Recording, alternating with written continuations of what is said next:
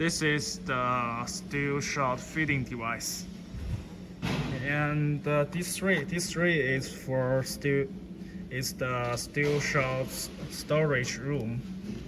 This is a pneumatic cylinder, and if you think the cylinder is enough, you can use this screw to control the pneumatic cylinder.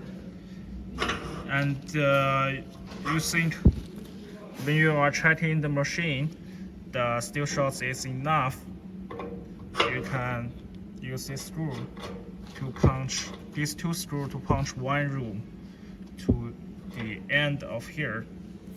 And if the steel shots isn't enough, you can use this nut to control it. This one.